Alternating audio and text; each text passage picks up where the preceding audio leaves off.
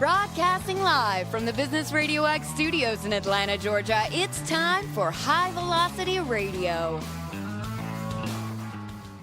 Welcome to Coach the Coach, helping business coaches deliver more impact in less time.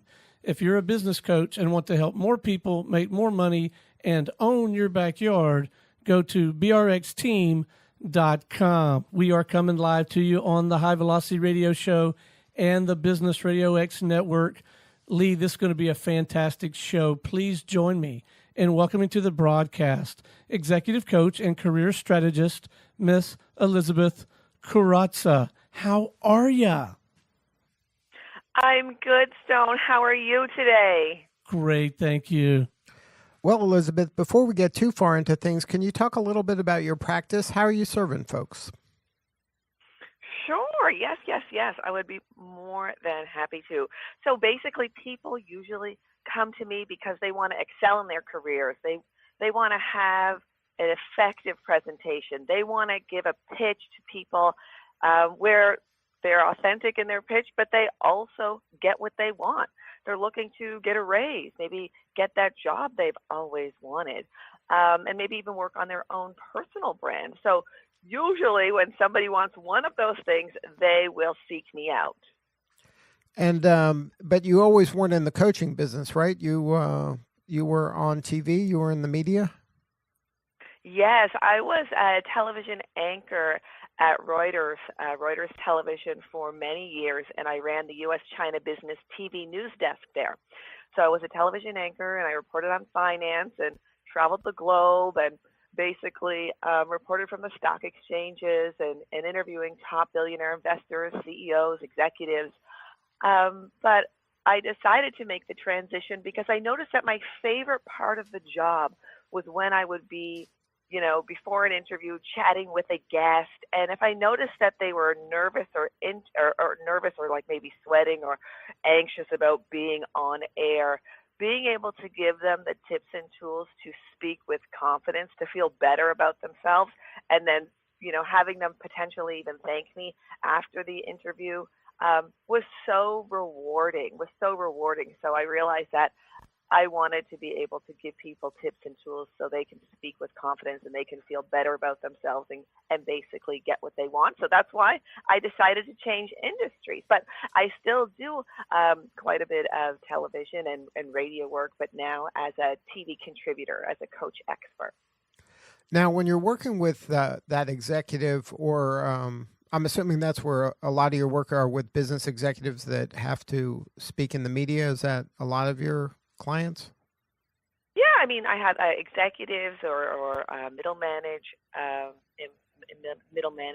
employees, people that are starting their own businesses. It kind of runs the gamut. But yes, so I help people with on-air presence, also, presentation skills, and basically just getting more strategic and setting those goals to basically get what they want. Now, how did you kind of come up with a methodology? Like, I can understand how you would be able to help somebody with their communication skills and their clarity of message skills, because that seems like a logical transfer. But how do you help them with the personal branding side and the kind of more soft skills? Well, yeah, I mean, if you're working for a company or a business, obviously you're working for that company, for that brand. But what about you, and what about your own personal brand? Because you might not be with that business or that company forever.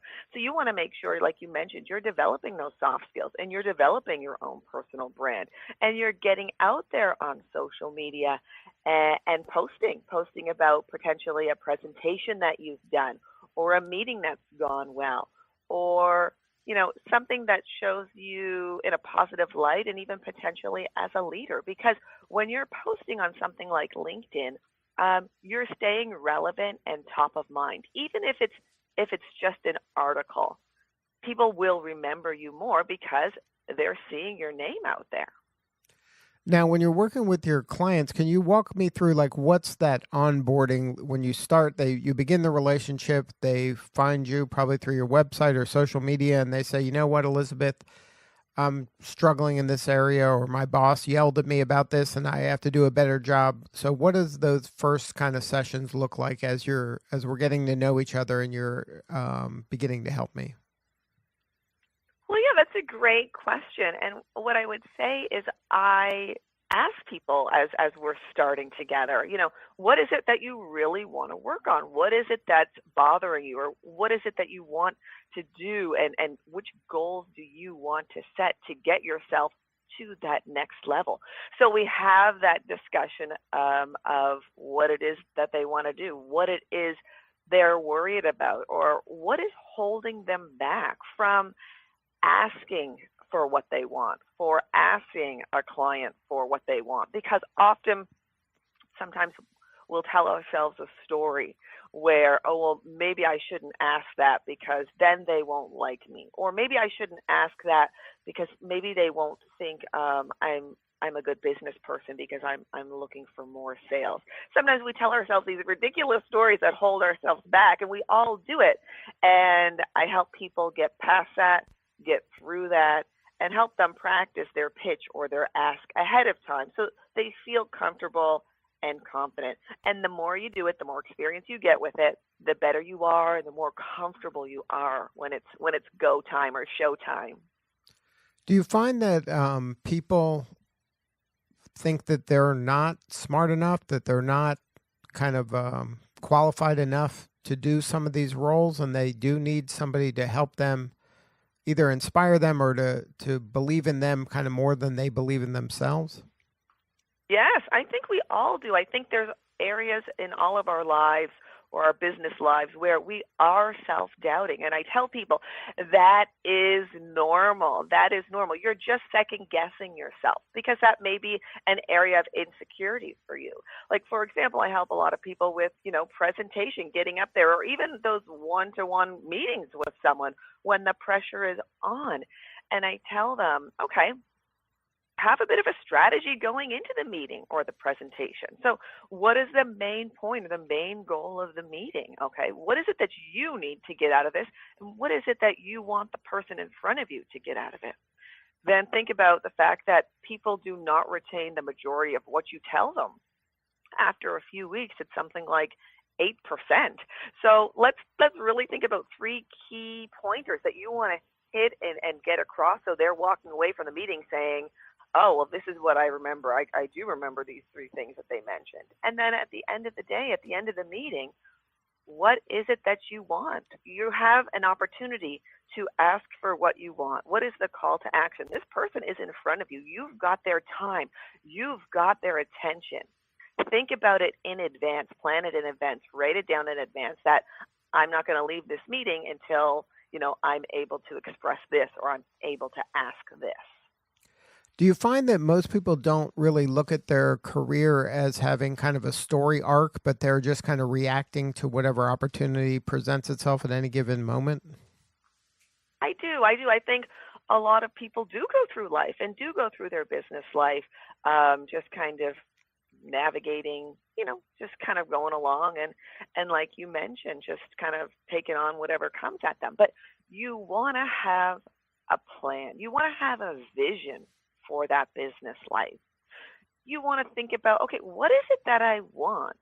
And if I always tell people, if there are no obstacles, what would you be doing? Let's just think about, like, if money was no object, location. Let's just think about what really fulfills you, what really excites you. And let's set that vision. Let's write that vision down. And then from there, we can set goals as to, oh, I want to ask for this raise, or I want to change industries, or I want to start my own business. And then we map it out. We write the goals out. We set a timeline, and it doesn't stop there. Then we have a little action plan for each goal to make sure it happens. And then after that, we schedule it in our calendar. Because often you can write your goals down, but then you don't look at your goals paper or your goals document for months, and you've completely forgotten. So you want to make sure you have reminders that those goals are printed out, they're visible, and that you've got those calendar reminders so you get them done. And that's a good a good reason to have a coach, right? Just for the accountability and support and to remind you of what your goals are to keep you on track. Exactly. And that's exactly what a coach can help you do. You'll tell your coach, or my clients let me know, what they want to work on and what they want to achieve. And I follow up with them, and I constantly follow up with them to see how they're doing, how they're moving along. So, it's so rewarding when a client comes to me and say, oh, I got that raise, or I got the promotion, or I killed it on this presentation. And it's like, it is so fulfilling. For me to hear that I was able to take, a small part in that victory and help somebody accomplish their dreams. Now, you mentioned that throughout your career, you've had a chance to travel around the world. Do you see culture coming into play, or different cultures you have to attack coaching a little differently depending on the culture of the client? Oh, definitely. When I even was working at Reuters, we're a wire service. So one of our biggest clients was CCTV, Chinese Central Television. And Asia is different than America in some ways, culturally speaking. So you do want to, if you have clients in India or China, you want to do your research to make sure that you're also able to serve them and be able to communicate with them in the way that really works well for them individually and culturally speaking. So yes, I definitely agree. Now, I understand from a communications standpoint, that makes sense. But what about culturally? Are there differences on how somebody in Asia approaches their career, or would the strategy be similar of somebody in America, how their career would kind of blossom in contrast with somebody in Asia? Yeah, I think it's all individual. I think it depends on what they're looking for. I think that, in Asia, some of the clients that I've worked with, particularly are looking for able to speak with more confidence and get more comfortable asking for what they want.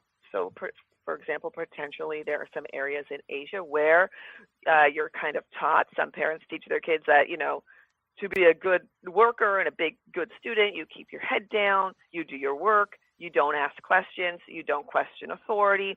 So in some cases, I've helped my clients get used to self-promotion, because here in the U.S., it's like, if you don't self-promote in an authentic way, no one else is going to do it for you. I had one client, for example, he was a top director and he wanted that promotion. And I said, okay, well, let's let them see you in more of a leadership role.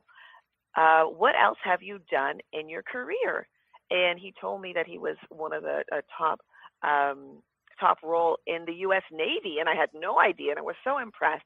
And then he told me he was, in charge of launching Tomahawk missiles, and I was just like, wow, if that's not leadership, and if that's not, people trusting you with their lives, I don't know what is. So let's incorporate that into some conversations, or let's bring in some of your Navy medals into the office and display those so people know what kind of leader you really are. So that's often what I work on with my clients.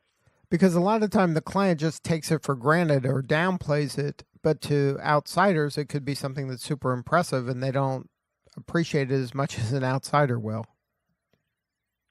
Exactly.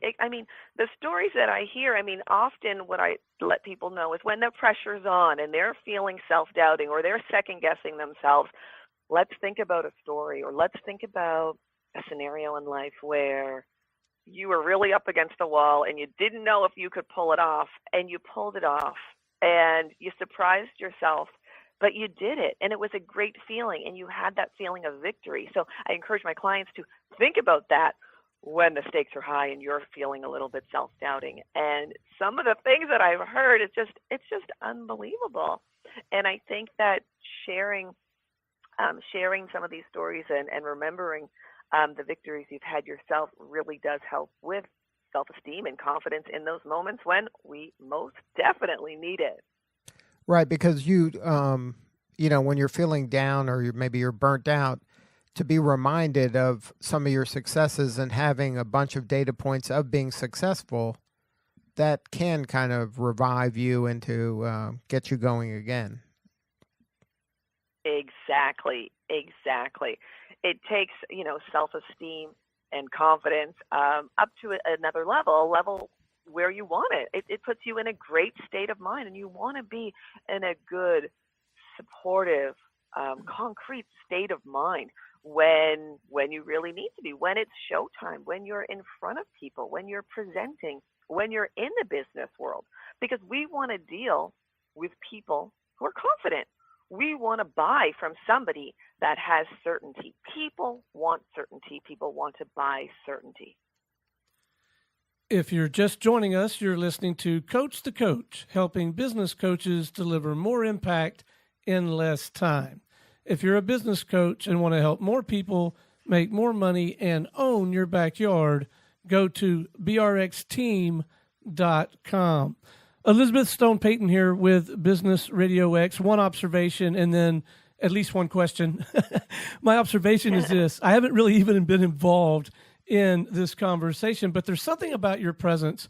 I can tell that you enjoy your work. You must find it incredibly rewarding, but I got to tell you, I feel better about myself and inspired and invigorated just by hanging out, listening to you talk. So whatever it is, you've obviously got it. And we're doing this over the phone. We're not even doing it in a studio. So thank you for that. And congratulations for that. You've obviously found your calling. My question is this. I am not out in the marketplace as a coach, but I do find myself wearing that hat as a coach, a mentor, a part of our support system here at Business Radio X for our studio partners. We have 8, I guess 9 if you count us, and I'm one of the people that sort of helps them think through strategies and tactics for helping their clients help more people make more money in their local marketplace. Here's what I'm running into, and I'd love any counsel that you might have to offer on this front on how I can help people move through this. I've got a name for it. I call it the Bowflex 9000 phenomenon, meaning that a lot of times in these conversations, I start hearing language from the person I'm coaching that, if I just had this tool or that tool, or, as soon as I make that video or get that blog up, or if I can get Joe to help me with this graphic, I'm starting to run into that some, and I've always from day one sort of bumped up against, as soon as Aunt Mabel I'm making this up, but as soon as Aunt Mabel gets through her surgery, or as soon as the kids get back in school, or like this timing, resource thing. And I just wondered if maybe you might have some very straightforward, go-to questions, comments, exercises, tactics that you might help somebody like me utilize in my day-to-day of trying to help these people achieve some escape velocity and work their way through that. Yes. Great question. And of course, thank you for the compliments. And what I would say is really asking them in that moment. So if they were saying, well, I could do a better job at this, or I could have done it this way if Joe had this, asking them in that moment, really saying, okay, well, this is the product I really want you to deliver, this product that you're actually talking about if you had the help from Joe. So what is it exactly that you need to get this done? And how can we get Joe or somebody else on board to help you make this happen? Like really being able to ask people to pinpoint what else it is they need. Do they need a certain support, or are they in need of new tools, or a new tool for their toolbox that can help them do a better job, so you're also able to get the product and the results that you need to run the show and run the team. So keeping, and I can tell you're already a good manager, but, keeping that communication open and asking specifically, is there anything else we could be doing to get this product or to get what you're doing to the next level? Okay, I can tell already this is why you get the big bucks and why I'm still learning.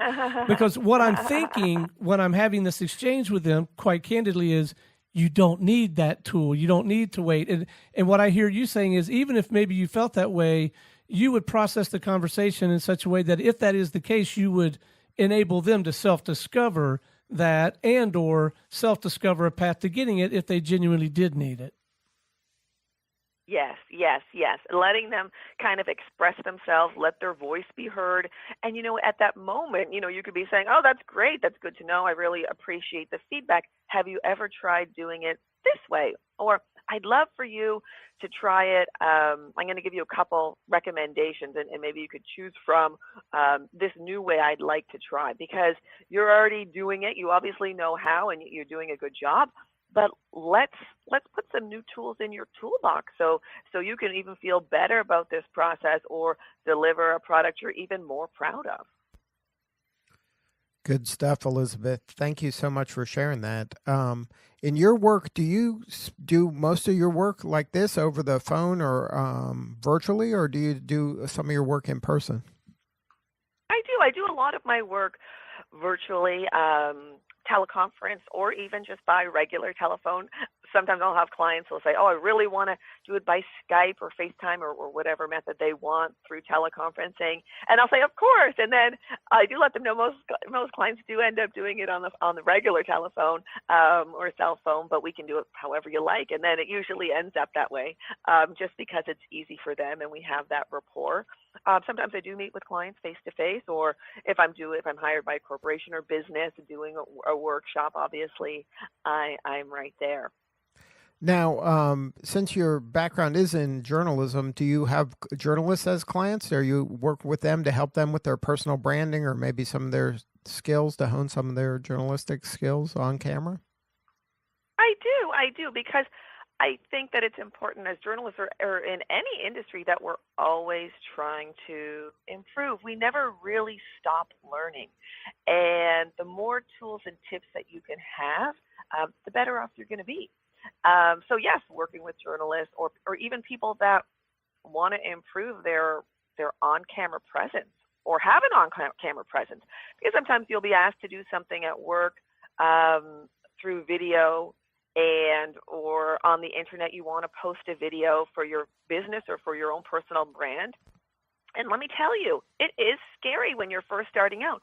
I can remember I was absolutely petrified when I first had to start doing on-air work and doing those stand-ups. And I literally thought I was going to die. And I was thinking, oh my goodness, what am I doing? I'm putting myself out there. But you know what? You know what it was?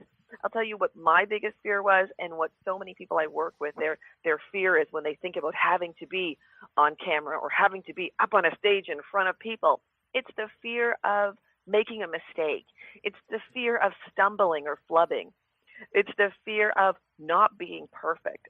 So I wish so many years ago I had given myself the permission to, so what? You make a mistake, you move on. You correct yourself, you move on like no big deal.